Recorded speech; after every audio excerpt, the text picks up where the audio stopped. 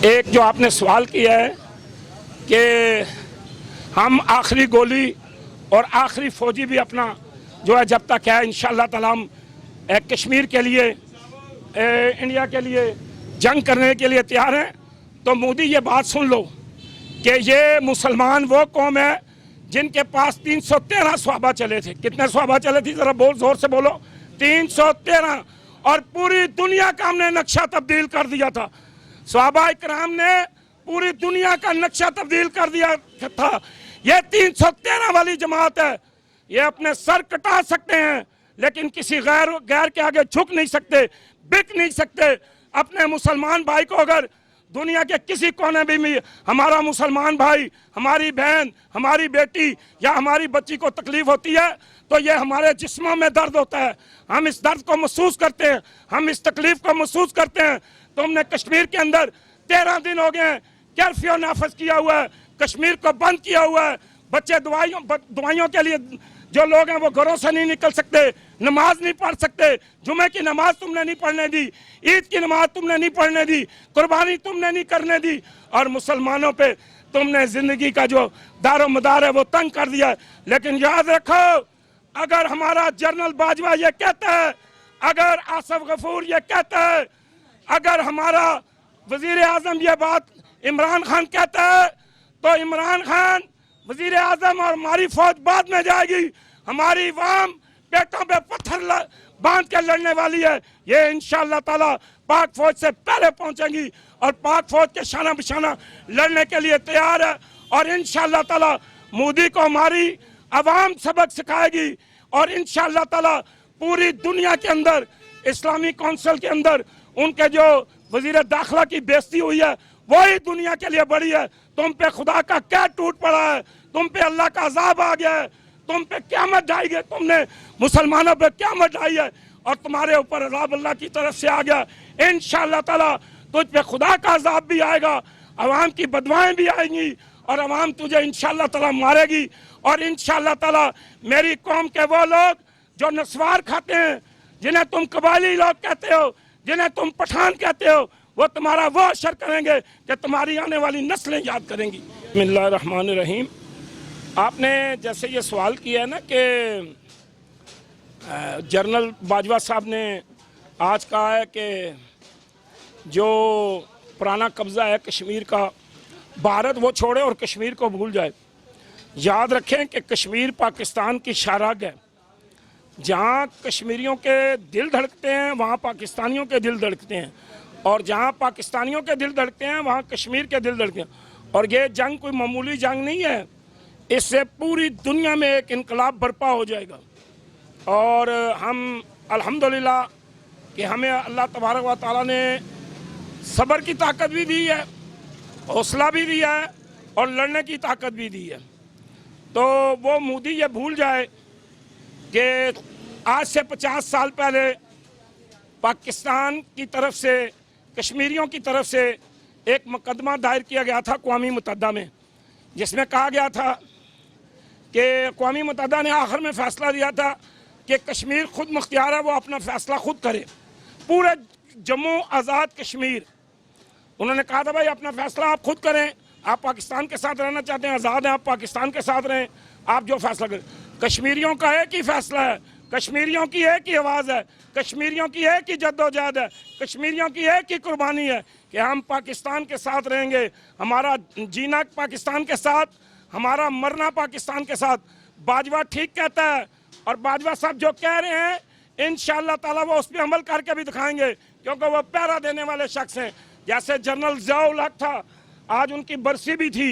अल्लाह तबारक व तआला उनकी कब्र पे करोड़ों रहमतें करें। हमारे जनरल गुल हमीद साहब थे और हमारे इसी तरह जनरल परवेज़ मुशर्रफ साहब थे। मुशर्रफ जब भारत गया तो उसने अपने टोपी उतार के जब यूँ अपने सर के बालों पे हाथ फेरा तो इंडिया वालों की टांगें कांपने लग पड़ी।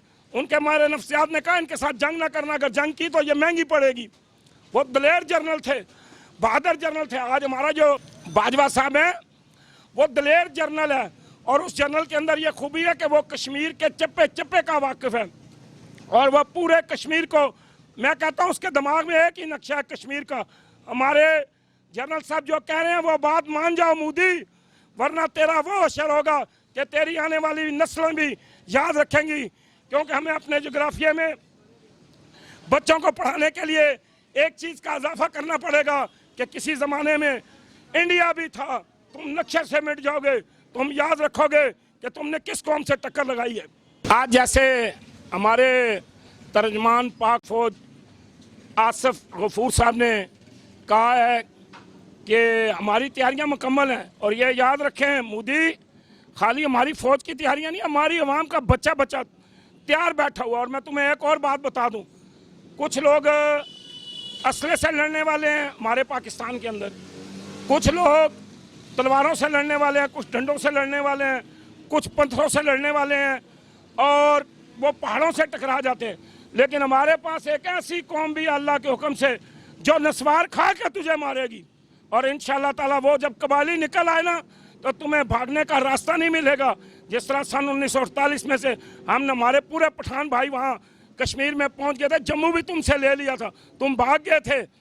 लेकिन कुछ हमारे सियासतदानों की मजबूरियाँ या गलतियाँ कह लें तो इंशाअल्लाह ताला अब ऐसा नहीं होगा, क्योंकि अब हुकूमत भी मजबूत है एक पेज पे, और हमारी आर्मी भी एक पेज पे, अवाम भी एक पेज पे है।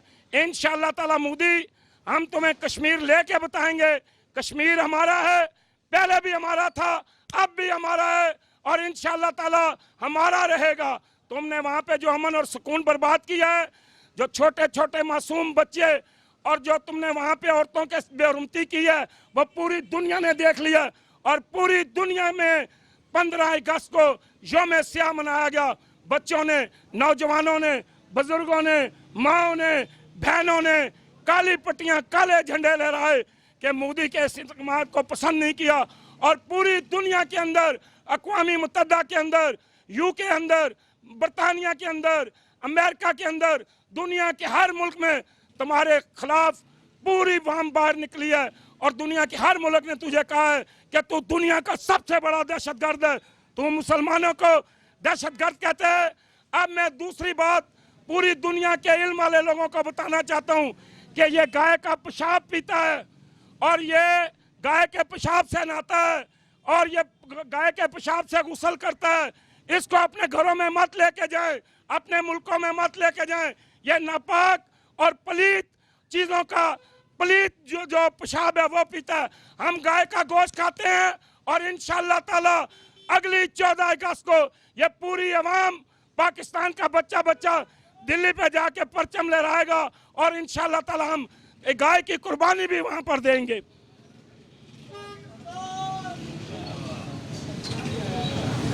सर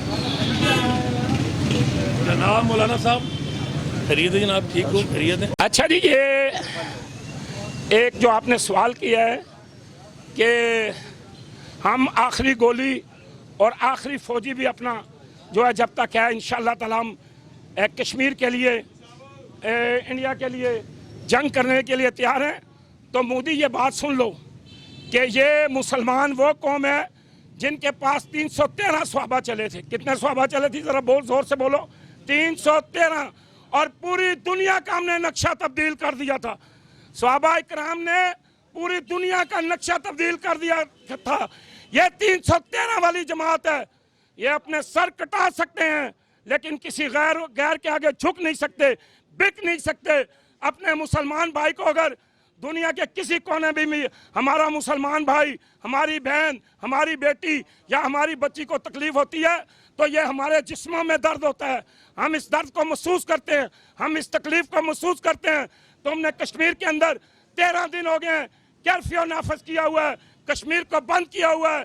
बच्चे दवाइयों के लिए जो लोग हैं वो घरों से नहीं निकल सकते, नमाज नहीं पढ़ सकते। जुमे की नमाज तुमने नहीं पढ़ने दी, ईद की नमाज तुमने नहीं पढ़ने दी, कुर्बानी तुमने नहीं करने दी, और मुसलमानों पे तुमने ज़िंदगी का जो दारो मदार है वो तंग कर दिया है। लेकिन याद रखो, अगर हमारा जनरल बाजवा ये कहता है, अगर आसिफ गफूर ये कहता है, अगर हमारा वज़ीर आज़म ये बात इमरान खान कहता है, तो इमरान खान, वज़ीर आज़म और हमारी फौज बाद में जाएगी। हमारी वाम पेटों पे पत्थर बांध के लड़ने वाली है। ये इंशाअल्लाह ताला पाक फौज से पहले पहुंचेंगी, और पाक फौज के शाना बिशाना लड़ने के लिए तैयार है।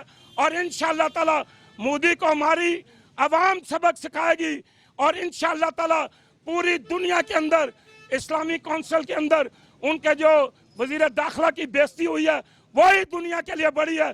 तुम पे खुदा का क्या टूट पड़ा है, तुम पे अल्लाह का अजाब आ गया है, तुम पे क़यामत ढाई गई, तुमने मुसलमानों पे क़यामत ढाई है और तुम्हारे ऊपर अजाब अल्लाह की तरफ से आ गया।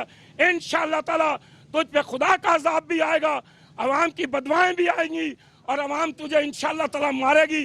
और इंशाअल्लाह ताला मेरी कौम के वो लोग जो नस्वार खाते हैं, जिन्हें तुम कबायली लोग कहते हो, जिन्हें तुम पठान कहते हो, वो तुम्हारा वो असर करेंगे कि तुम्हारी आने वाली नस्लें याद करेंगी।